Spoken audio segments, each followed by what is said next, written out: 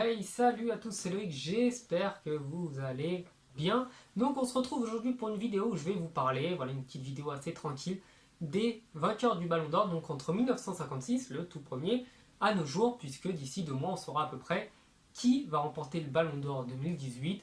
J'aurai une petite préférence quand même pour Varane, parce qu'il a tout remporté avec le Real et qu'il a été monstrueux en équipe de France, mais on verra bien du coup dans quelques mois si je me suis gouré. Alors, vite fait, pour vous parler de l'histoire, le Ballon d'Or, ça a été créé en 1956 par France Football. Je pense que jusque-là, tout le monde le sait.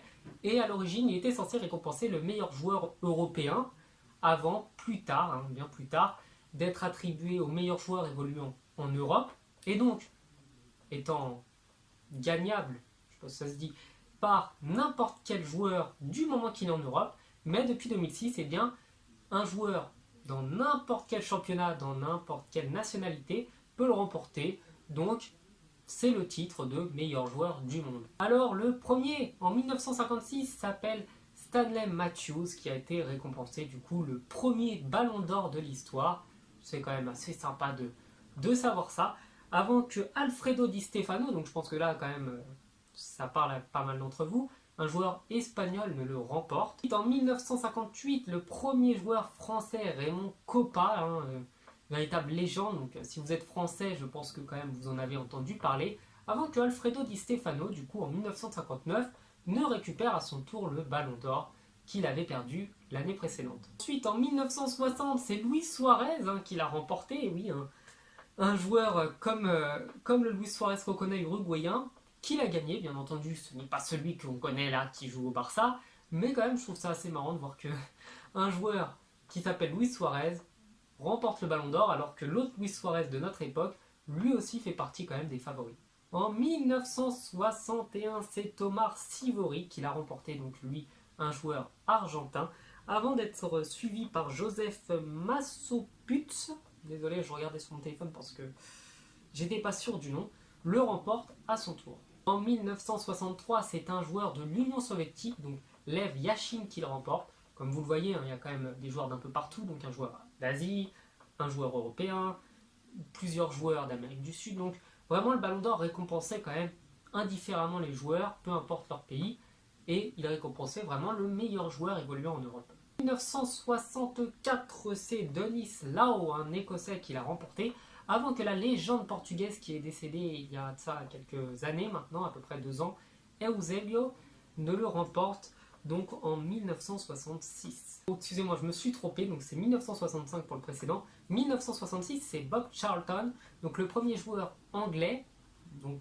non pas britannique puisque Denis Lau, quelques années auparavant, l'avait remporté. Donc Bobby Charlton a remporté le Ballon d'Or, donc un symbole fort quand même, puisque c'est le premier joueur à le remporter en étant du pays où le football a été créé. Donc, quand même, assez sympa de savoir ça. En 1967, c'est Florian Albert qui le remporte. Donc, pardonnez-moi, la prononciation n'était pas du tout anglais, mais je me suis dit que c'était quand même stylé de le prononcer comme ça, avant que George Best, par contre, lui, Irlande du Nord, ne le remporte.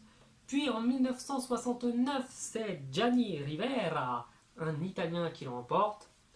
Puis en 1970, c'est Gerd Müller. En 1971, là aussi une légende, Johan Cruyff, donc l'ancien entraîneur du Barça, de l'Ajax, l'ancien joueur de l'Ajax, du Barça, légende des Pays-Bas, qui est décédé lui aussi il n'y a pas très très longtemps, donc l'a remporté en 1971, avant qu'en 1972 ce soit Franz Beckenbauer, donc un défenseur, extraordinaire joueur allemand, qui l'a remporté.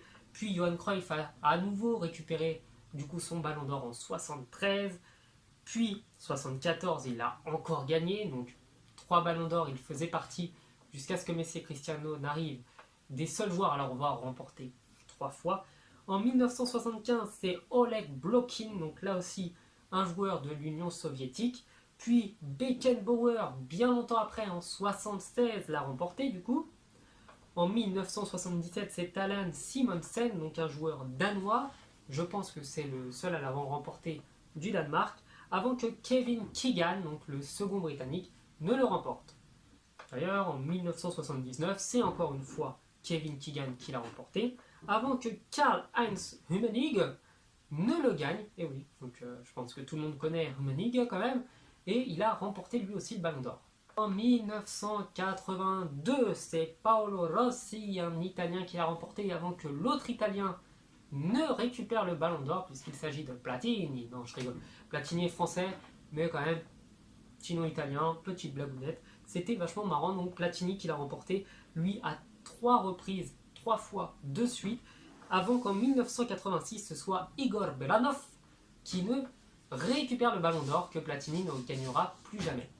En 1987, là encore un joueur des Pays-Bas, il y en a pas mal qui l'ont remporté, il s'agit de Gullit. Donc Gullit, je pense que sur FIFA 18, vous y avez pas mal joué avec sur FUT. Donc en 88, c'est Van Basten, puis en 89, encore une fois Van Basten, qui ont remporté le Ballon d'Or. Donc les joueurs néerlandais sont quand même pas mal présents dans ce classement. 90, c'est Lothar Matthäus, c'est comme dit l'expression, remonte ton slibard, Lothar. Ça c'est pour ceux qui connaissent Kaamelott. Puis 91, JPP, le joueur marseillais, a remporté le Ballon d'Or. Donc là, Jean-Pierre Papin, c'est quand même une légende française, créateur de la papinade, etc. Mais je pense que je vous avais parlé de lui déjà dans des précédentes vidéos, avant que Van Basten ne remette la main sur son Ballon d'Or. En 93, c'est Roberto Baggio qui l'a remporté avant d'être suivi en 94 par, attention, là, le nom est complexe, je sais pas si H se prononce, Risto Stoichkov, ouais, bref, je vous le mettrai en photo, c'est lui qui a gagné. Bref, en 95, c'est Georges Weah, donc pour moi, hein, voilà, j'avais dit en vidéo il y a très longtemps que c'était pour moi le meilleur joueur africain de l'histoire, puisqu'il a été le seul africain à remporter le Ballon d'Or, donc lui était au Milan AC à ce moment-là, et était du Liberia. 93, c'est Matthias Sammer qui l'a remporté, un Allemand, avant que Ronaldo, donc le Brésilien, parce que pour moi Ronaldo il n'y en a qu'un seul, c'est ce Ronaldo-là, ne le remporte en 97. 98, bah là rien de plus logique, c'est Zinedine Zidane qui a gagné le Ballon d'Or, donc monstrueux avec les Bleus, monstrueux dans tous les clubs où il est passé, donc voilà. Zinedine Zidane quand même, c'est logique, il a remporté également le Ballon d'Or. 99, là c'est Rivaldo, donc là lui aussi quand même mérité.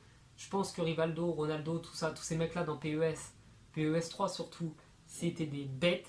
Donc logique que lui aussi ait remporté le Ballon d'Or, avant que Luis Figo, donc le portugais, ne le remporte et soit du coup le deuxième portugais à gagner le Ballon d'Or. 2001, c'est Michael Owen, donc le troisième anglais de ce classement à le gagner, avant qu'en 2002, ce soit Ronaldo qui gagne un deuxième Ballon d'Or. Donc Ronaldo venait de gagner la Coupe du Monde avec le Brésil, il avait été extraordinaire, je pense que c'est sa meilleure Coupe du Monde, donc tout à fait logique qu'il remporte le Ballon d'Or en 2002. En 2003, il s'agit de Nedved, donc là, lui, je n'ai pas eu la chance de le voir jouer parce que j'étais trop petit quand il l'a remporté, avant que Shevchenko, donc le premier joueur et le seul joueur ukrainien, ne le gagne en 2004. Donc Shevchenko, si je ne dis pas de bêtises, il avait joué après, je crois, à Chelsea, enfin, il me semble qu'il avait joué là-bas. Donc Shevchenko, voilà. Ça fait partie des joueurs par contre que j'ai commencé à connaître. En 2005, le Brésilien Ronaldinho, donc Ronaldinho tout à fait mérité. Son année avait été extraordinaire, un an ou 2 ans après son départ du PSG. Avec le Barça, il avait tout remporté, il avait fait partie pour moi de la meilleure attaque de l'histoire du Barça même. Donc tout à fait mérité. Avant qu'en 2006, et là par contre il y a eu polémique, Fabio Cannavaro ne prenne le Ballon d'Or alors que, à mon sens, c'était Zidane qui devait le remporter parce que Zidane avait été largement au-dessus de tout le monde. Donc en 2007, le dernier joueur qui a remporté le Ballon d'Or, lui est parti à la retraite parce que depuis, il n'y en a que 2 qui le gagnent.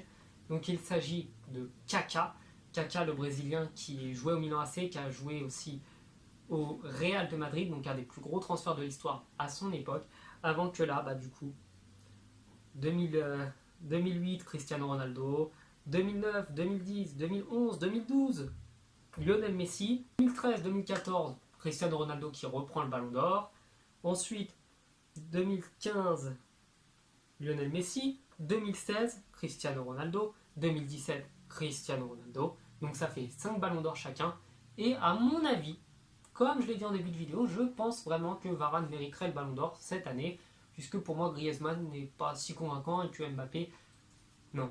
Mbappé est très fort, mais je pense pas qu'il puisse être Ballon d'Or. Bon, et ben voilà une vidéo, j'espère qu'elle vous aura plu. J'ai essayé de mettre plein de photos parce que c'est quand même toujours sympa de voir un petit peu voilà, le visage de ces joueurs-là, de savoir à quoi ils ressemblaient, savoir où ils jouaient. Donc bon, je sais que la vidéo n'est pas la meilleure que j'ai pu faire, mais j'espère vraiment qu'elle vous aura plu. Donc je vous invite à me suivre et à vous abonner. Et je vous dis à la prochaine. Ciao!